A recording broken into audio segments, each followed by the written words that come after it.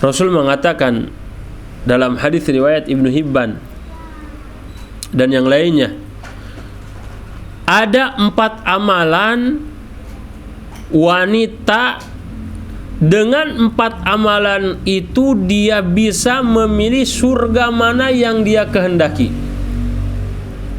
Idza shallatil mar'atu khamsaha, salat 5 waktu,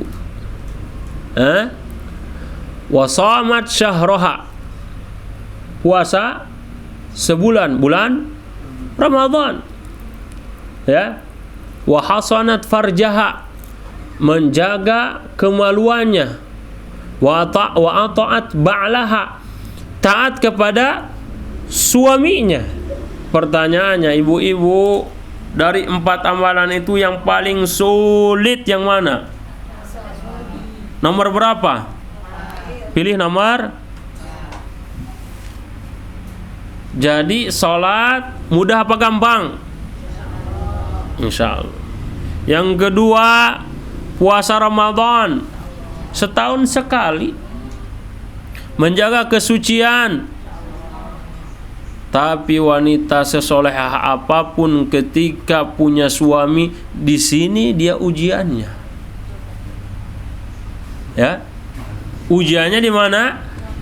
Pada suaminya. Suaminya, ibu-ibu. Karena itu Rasul mengatakan khairun nisa Quraisy. Sebaik-baiknya wanita adalah wanita Quraisy.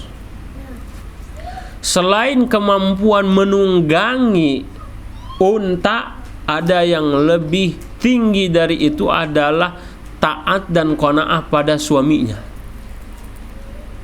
Jadi tidak ada kata bangkangan secara lisanul qaul atau lisanul hal. Secara qaul itu ngomong, ataupun juga secara body language.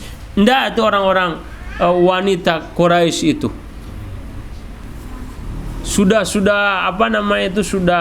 sudah menjadi kekhasannya mereka, taat kepada suaminya.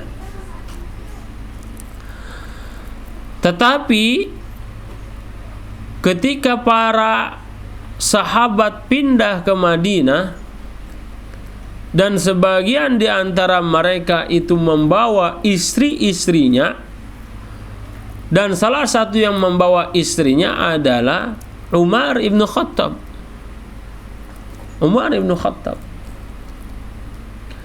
Apa yang Umar ibn Khattab keluhkan kepada Rasulullah sallallahu alaihi wasallam, padahal Umar ini ketika Rasulullah SAW mengisi kajian khusus wanita, ada Umar diem semuanya. Bahkan Rasulullah SAW mengatakan kalau ada setan di sana, ada Umar, si setan itu akan cari jalan lain. Tetapi Umar pernah mengeluhkan kepada Rasulullah sallallahu alaihi wasallam, yaitu bagaimana setelah istrinya tinggal lama di Madinah menyebabkan tabiat kekureisannya itu berubah ketika sudah bergaul dengan wanita-wanita Ansor. Apa itu wanita Ansor kebiasaannya? Dan itu bukan satu pelanggaran bagi mereka. Kebiasaan mereka itu, para wanitanya itu agak sedikit membangkang pada suami. Umar bin Khattab lapor kepada Rasul. Ternyata Rasul pun mendapati istri-istrinya sedang berkumpul dan meminta kepada Rasul untuk tambahan nafkahnya. Kata Rasul, wahai Umar, bahasa kitanya, kamu satu istri, nih saya nih 9 istri lagi berkumpul, mereka mengugat atau meminta pertambahan nafkah. Maksudnya apa di sini, teman-teman? Wanita ujiannya pada suaminya adalah pada ketaatannya. Karena itu Rasulullah SAW ketika berwasiat kepada seorang wanita, fa innahu jannatuki wa naruki, bahwasanya suami itu adalah surga dan nerakanya seorang istri. Surga dan nerakanya seorang istri itu ada pada suaminya.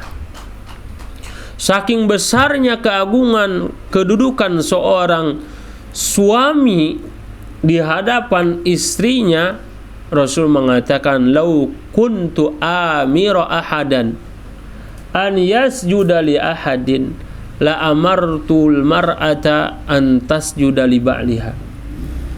Kalau sekiranya manusia boleh sujud kepada manusia yang lain, maka aku akan perintahkan istri bersujud kepada suaminya. Kenapa? Karena besarnya hak seorang suami. Alasannya apa? Wahai para akhwat yang dirahmati Allah tabaraka wa ta'ala, Al-Quran berbicara salah satu wanita terbaik di zamannya, yaitu Asiyah. Untuk dia mendapatkan surga Allah tabaraka wa ta'ala, ia diuji dengan seorang suami bukan lagi sifatnya keras, bukan lagi diktator, bukan lagi kasar, sadis, tapi dia mengaku dirinya sebagai Tuhan. Tapi bagi wanita solihah, ya, untuk mendapatkan surga, untuk mendapatkan nilai kesolehahannya itu, maka suami bisa menjadi faktor. Tanpa suami yang soleh pun dia tetap akan menjadi wanita solehah seperti Asiyah. Kesimpulannya, para ummahat yang dirahmati Allah tabaraka wa ta'ala, maka kalau seorang wanita itu sudah baik menjadi seorang istri, dia sudah barang tentu akan baik menjadi seorang ibu. Ya, saya ulang, wanita kalau sudah baik menjadi seorang istri, maka dia akan Allah mudahkan ia menjadi sosok seorang ibu yang baik. Karena menjadi seorang ibu sudah menjadi fitrahnya, istilahnya kalaupun itu takdir, itu sudah menjadi takdir kauni yang tidak bisa dipilih. Memang wanita fitrahnya keibuan. Tapi kalau wanita menjadi istri yang solehah, itulah takdir atau iradah, ya, syar'iyah. Dia bisa memilih menjadi wanita, ya, yang solehah, ataupun juga dia menjadi wanita talehah.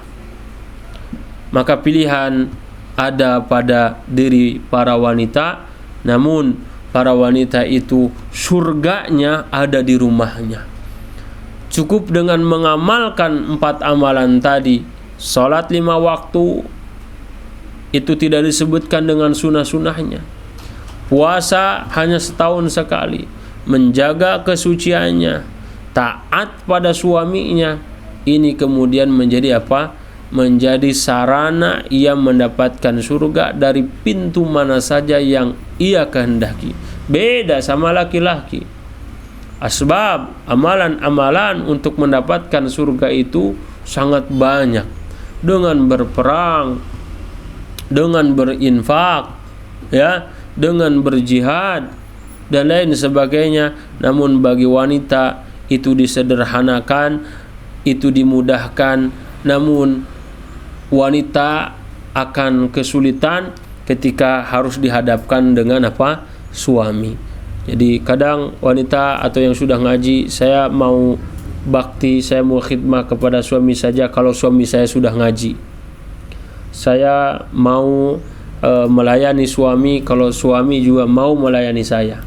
Dan alasan-alasan lainnya. Padahal Al-Quran tadi menyampaikan satu kisah tentang Asiyah untuk menjadi salah satu penghuni surga, bahkan meminta kepada Allah, Rabbi binili indaka baitan fil jannah.